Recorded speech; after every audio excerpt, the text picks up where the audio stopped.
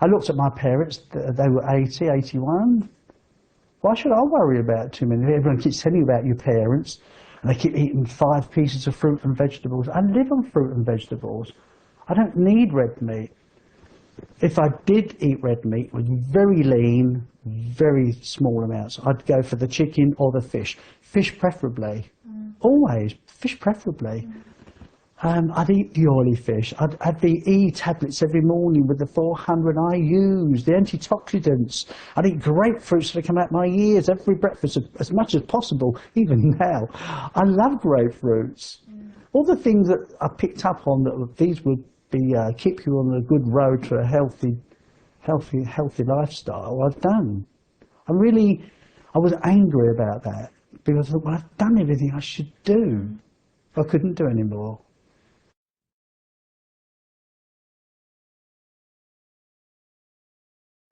All of my life, I'd go to the toilet once a day. Suddenly, I went twice. I thought nothing of it. Thought it was just one of those things.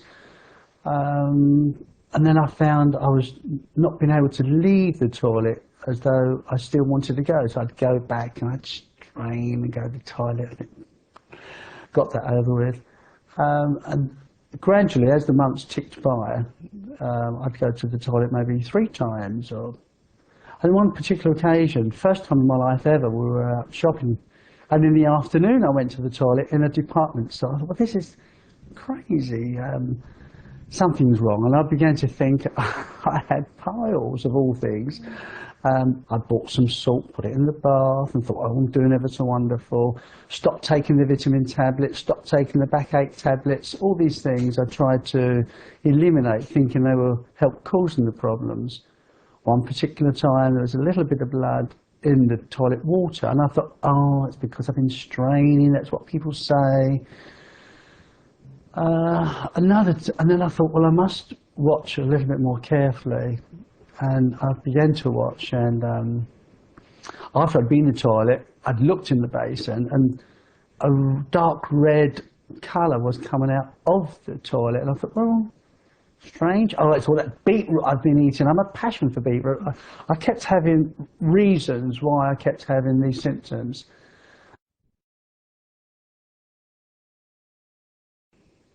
What they've done is, in the meantime, they've tried to put me on the one where you have a little button and you can apply the morphine yourself. Yeah. It started off, I mean, me pressing the button like mad, but it will only give you what it will give you. It's programmed.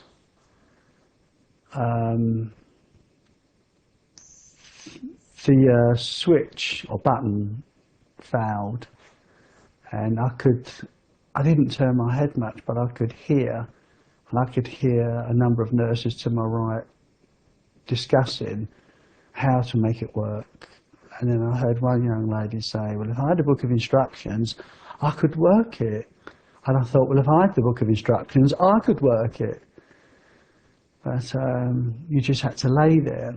And it was, I suppose, the worst 12 hours of my life, looking back. Did they not have another machine to bring you? Yes, that came along and that was broken.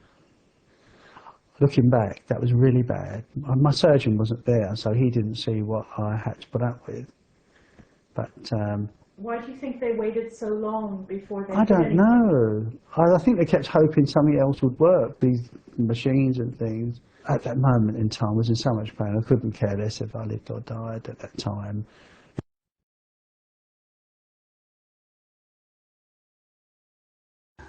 The week afterwards, I went in for the operation, and whether my consultant was trying to be a little bit flippant well, not flippant, maybe trying to ease my tension by talking very lightly about the operation, in as much he said we will inspect the bowel and then pop it back.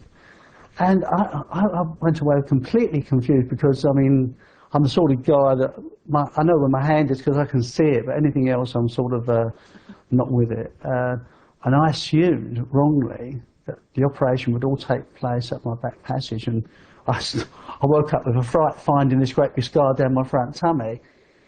Um, when I asked the stoma nurse when she came to visit me in the hospital before the operation, because they were going to do an ileostomy first of all as well, um, I said to her, well, where does my bowel go that people check it out and then put it back? And she said, no, you've got the completely wrong end of the stick. And then she explained to me fully that the operation would give me a stoma, which will have a bag, whilst the rest of my body, because he cut away my rectum and part of my colon, re-pulled the colon down past the anus, re-stitched it in that position, in a U shape, cut a hole in it.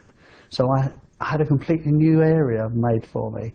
I was stunned. I was really stunned. I thought, oh, right. Oh, right.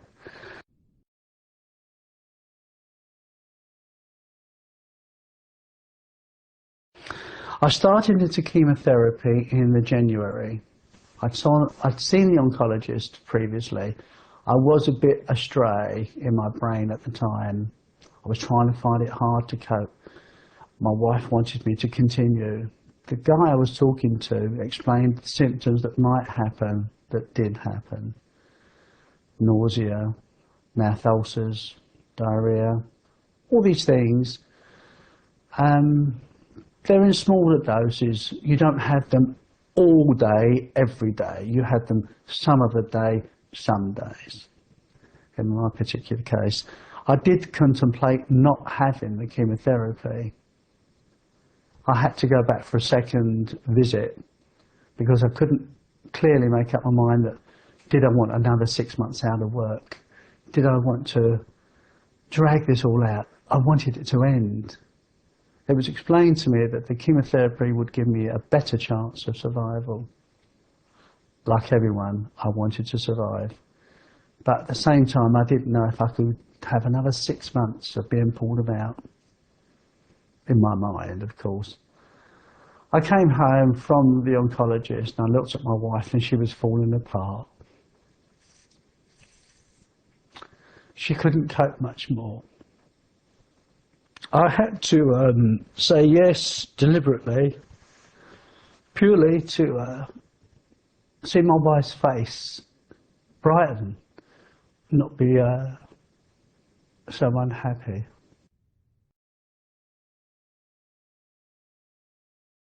I was in hospital for 14 days and then the nightmare was to look at my stoma. I'd go into the bathroom and of course the nurses were cleaning the stoma and washing part of me. I thought, I've got to look down at this. I looked down and thought, oh my God, what is it? It was part of me and it was horrible. It was, first of all, it made me recoil and I thought, I can't cope. I just can't cope. The stoma nurse came to visit me and she said, you must learn to look after your stoma.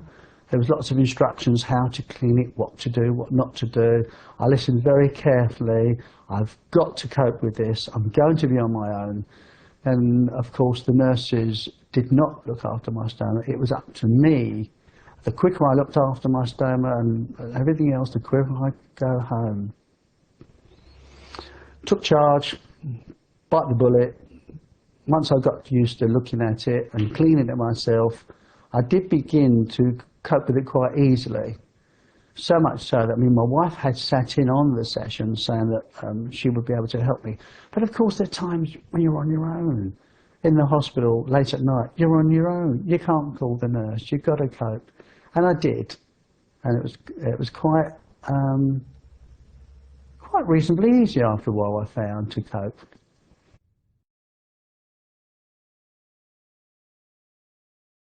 The bag. It was very hard to cope with that first of all. We had a stranger in the house asking me questions about social security and things like this, and the bag came off and I sat here and I just cried with embarrassment. I just couldn't cope with a stranger in the room as well. And my wife took me from here to the toilet and she had to completely undress me and I just stood there crying. I had to my wife is such a brick. The things she's done for me, she just moves in, carries on, clears up, no tears, no nothing. She's so strong, and it made me upset to see her coping with me. I wanted to cope with myself and I couldn't. I think that's the hardest thing, to watch someone you love looking after you and you feel as though you should be doing it. As the man, you feel you're the protector, the provider, the everything. To see your wife washing your feet or creaming your feet or taking your underwear off or cleaning you up, it's so humiliating. Even in front of your wife, I felt, oh God, I didn't want her to have to do things like this for me, ever, ever.